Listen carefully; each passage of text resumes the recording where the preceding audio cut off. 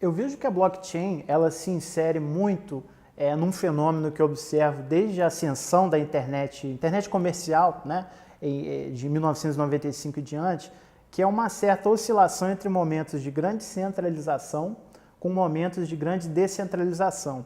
Quando a internet começa comercialmente, né, assim, embora muitos de nós no Brasil tenhamos passado a usar a internet somente ali no começo dos anos 2000, né? Infelizmente a gente ainda tem metade da população sem acesso à rede, o que deve ser mencionado como algo que dê para melhorar, mas a gente tem o ponto de centralização muito forte no começo, eram grandes empresas ali que faziam tudo, né? A internet nasce como uma reprodução digital do mundo físico. Então você tinha grandes jornais, você tinha grandes canais, você não tinha espaço para o indivíduo ali para o Zé Ninguém, por exemplo, para o cidadão comum se expressar na internet. E depois, a partir dos anos 2000, vem essa onda de descentralização que eu chamo com os blogs, né? Então você passa a ter competidores muito menores, até a lógica da própria startup, da pequena empresa que pode fazer uma grande diferença frente a modelos tradicionais, então você começa a ver uma descentralização. A internet passa a ter muito mais atores de relevância competindo com modelos tradicionais, né, de grandes empresas, grandes indústrias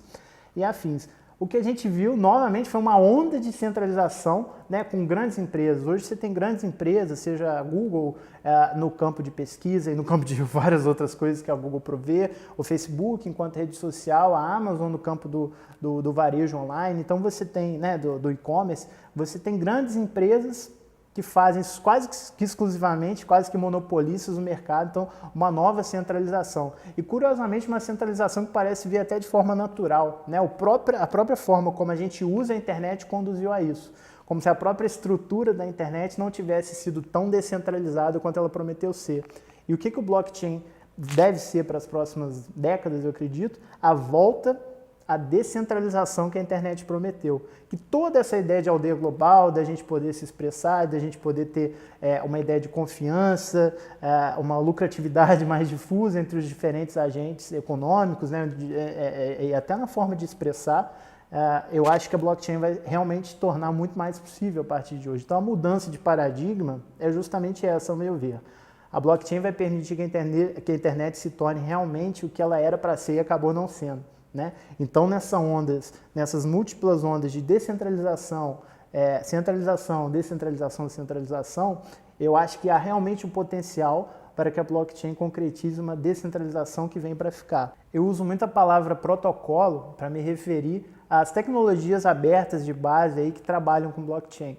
E eu gosto de utilizar esse termo porque até na própria tecnologia o protocolo é interpretado como uma infraestrutura de base em cima da qual a gente constrói diferentes aplicações. Então, do mesmo jeito que eu estou falando que a blockchain é um protocolo, o e-mail também é um protocolo, porque em cima da infraestrutura, né, do serviço para se receber e enviar e-mails, você consegue construir diferentes aplicações, diferentes provedores, do mesmo jeito que com a blockchain. O blockchain é uma base, e uma base aberta, porque qualquer pessoa que saiba ali minimamente programação consegue desenvolver aplicações a partir dessa tecnologia e integrá-las a ela, ao mesmo tempo que tudo que se pode imaginar de útil ligado à blockchain vai ser construído em cima dessa infraestrutura. Então, quando se fala de moedas digitais, contratos inteligentes, sistemas autônomos de votação, sistemas independentes de registro público, tudo isso são serviços construídos em cima da camada do protocolo que é a blockchain. Eu acho muito interessante porque existe uma coisa basilar, na minha opinião, que ainda precisa ser democratizada. Isso daí a blockchain não vai resolver. Depende de todo mundo sentar na mesa e todos os agentes envolvidos na questão resolverem, que é a questão de infraestrutura. Porque o potencial da blockchain em si é total de descentralização de inclusão. Vou dar um exemplo prático do que eu estou falando. Fala-se muito, e eu acredito no potencial da blockchain para a inclusão financeira. Eu acho que dificilmente as grandes empresas, os grandes bancos vão ter como foco de inclusão financeira os países emergentes, países em desenvolvimento, né, dos mais diversos continentes. Então o potencial de uma tecnologia como a blockchain do Bitcoin, uma rede aberta, protocolos descentralizados para pagamento, são extremamente ricos, porque você não precisa nem de um smartphone.